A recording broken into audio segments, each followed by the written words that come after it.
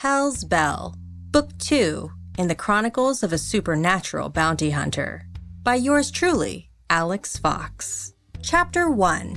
The sultry New Orleans night was hotter than a billy goat's ass in a pepper patch. It didn't help that Rebel Weston was standing in a stuffy old printer factory in the Bywater, too far from the Mississippi River to get a decent breeze through the rafters. The Bywater was an up-and-coming waterfront neighborhood with a charming mix of renovated businesses and Caribbean-colored cottage houses that gave an overall feel of an easy-going bohemian lifestyle. It was also werewolf territory, and Rebel was neck-deep in with the rowdiest of the bunch as they congregated for fight night. Folks were yelling out bets as money exchanged hands over the iron and salt reek of blood, sweat, and tears.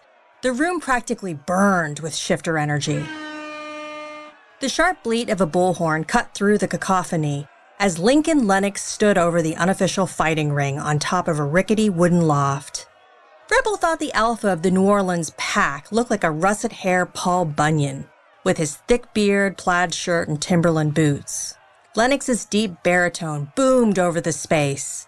Welcome to the pack hierarchy. Tonight, our wolves seek to challenge their place of the pack through a good old-fashioned ass-whooping. As alpha, I make the rules and I call the fight. Betting ends once the opponents are on the floor. No touching the fighters, no helping the fighters, no shifting, no magic, no vet switching, and no encroachment of the circle. Anyone breaks these rules and they answer to me. Got it? The wolves surrounding her cheered, yelling approvals and hears. The factory seemed to flex with the burst of sound, heat, and energy, the buzz frenetic as a hornet's nest.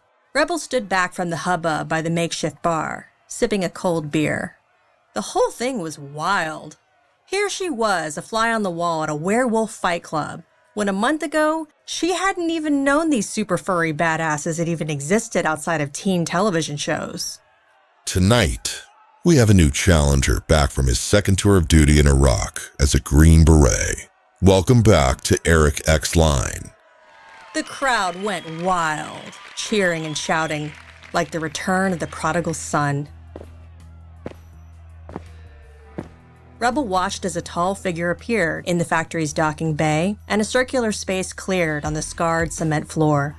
The wolf called X-Line made his entrance shirtless and yoked like most werewolves, but he had a relaxed and unaffected air about him, like it was just another day at work. His dog tags glinted in the dim overhead lights as he assessed the crowd.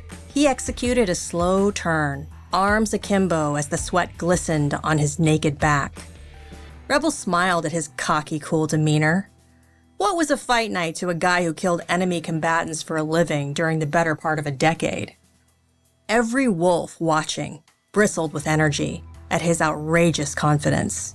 This was the kind of guy you wanted to either screw, slap, or emulate. Maybe even all three.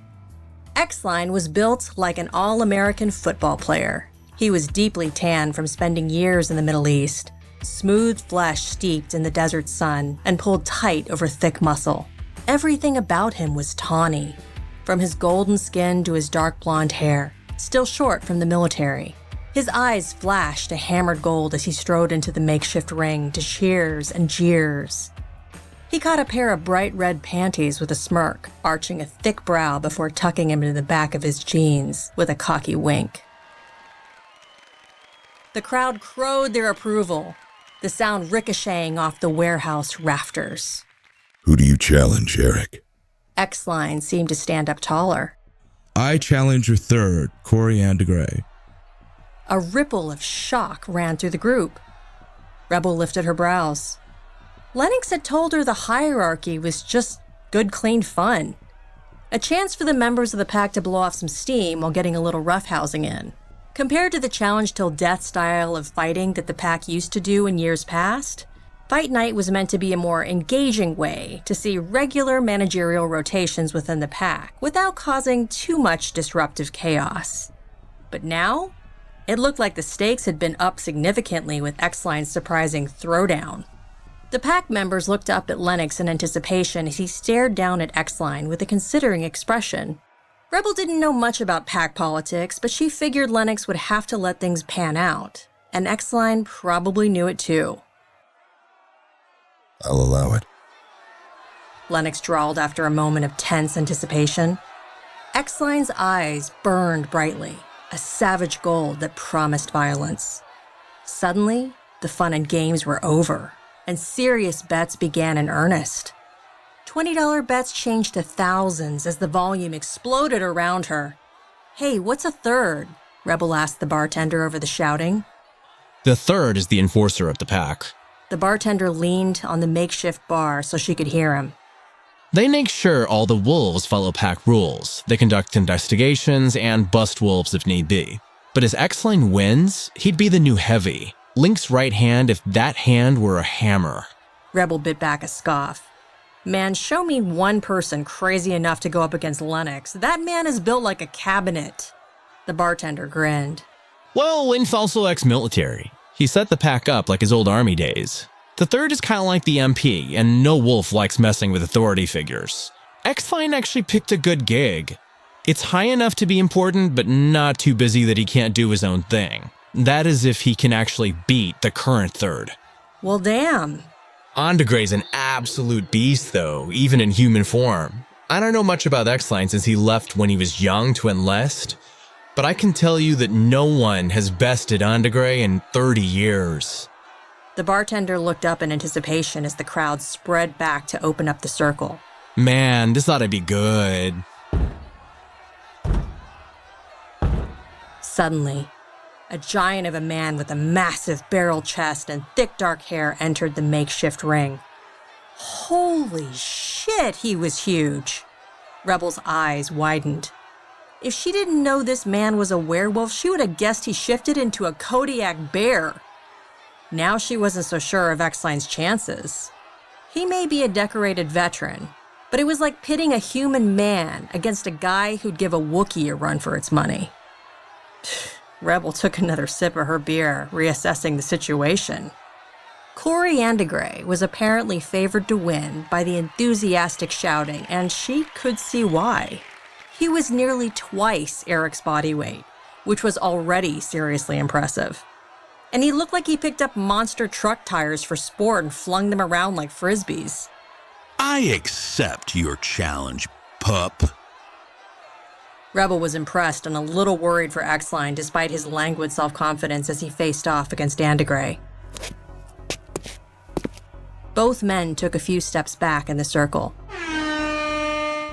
Then Lennox sounded the horn. Andegray immediately moved into the orthodox fighting stance of a seasoned brawler, and X-Line attacked from southpaw, wasting no time.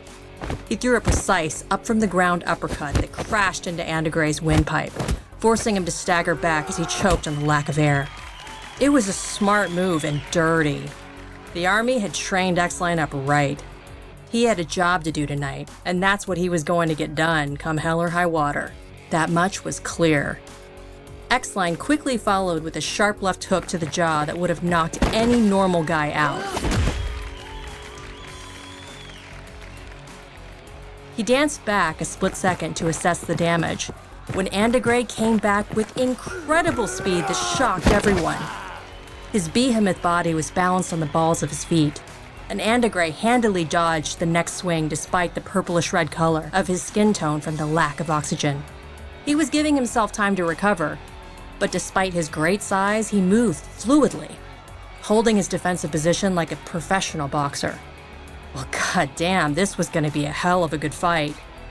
X-Line switched seamlessly between southpaw stance and orthodox, proving he could kick ass ambidextrously, which was rare. He fought with brutal efficiency. No fancy moves. Every strike calculated for impact in close quarters combat. He made use of his smaller size to get into the pocket, inflicting damage on the vulnerable bits and sliding right back out. X-Line got a few more good swipes into the soft parts of Andegray's massive body, managing an inner thigh kick that distracted his opponent long enough for him to deliver a hook to the ear that even Rebel felt, wincing. Ugh. Andegray managed to return with a punishing combination that left X-Line's mouth bloody and tore a gash through his eyebrow that sprouted blood, drawing shouts. They got their licks in until X-Line decided he was done with his fists. He leapt up onto Andegre's knee, spiked his arm down like a sledgehammer, crashing his elbow straight into Andegre's nose before leaping nimbly backward onto the concrete. The crowd went wild. Blood sprayed everywhere. Andegre howled, his body rippling as he fought off the change in his anger, his eyes flashing with the gold of his beast. Blood ran down his face and chest like a damn Viking. The fine hairs on her arms stood up in alarm. Rebel would not want to be fighting this man ever. Everyone stepped back. But they were still cheering hard despite the fact that Andegre's wolf was very much near the surface of his human skin. Rebel had never seen a wolf transformation. The one time she'd been near Lennox when he'd wolfed out, she'd been so distracted trying not to get killed by a vampire, she'd missed the whole damn thing. Now Rebel wondered if Andegre had the explosive power to transform at the drop of a hat, or if it'd be like a series of grisly bone breakages and patchy fur sprouting that movies and television made it out to be. Suddenly, Andegre charged X-Line. The former soldier sidestepped half a foot to grasp his opponent's shoulder and arm. The boldness of the move was shocking. He took Andegre's forward momentum and redirected it, dragging him down to meet the sharp point of his knee. Rebel rubbed her sternum in sympathy. A knee slamming dead center in the chest at 60 miles an hour from a 200-pound man could stop the heart of a lesser opponent. Andegre stumbled. Sparing no time, X-Line snatched up a fistful of hair and dragged him down for another knee, this time to the face. Andegre fell to his knees, dazed. Still gripping his hair, X-Line commanded, "Yield. Yield now." You want it? Andegre's bloody smile looked like a demented leer as he stared up at X-Line belligerently. You take it, pup. Well, X-Line took it all right. His fist slammed into Andegre's jaw in a wicked overhead punch, breaking the bone with a grisly pop that knocked the big wolf out before he hit the ground. X-Line stepped over his opponent's body and kneeled on one leg, facing Lennox. "Alpha, will you accept me as your third?" His voice was calm and resolute, as if he was reporting for duty. Lennox nodded once. Accepted. Get cleaned up. I got your first job lined up already. He looked pointedly across the room at Rebel. She sat up straighter, glancing around herself in confusion. How the hell did she get dragged into this? X-Line turned, his vivid golden eyes snagging hers across the crowd.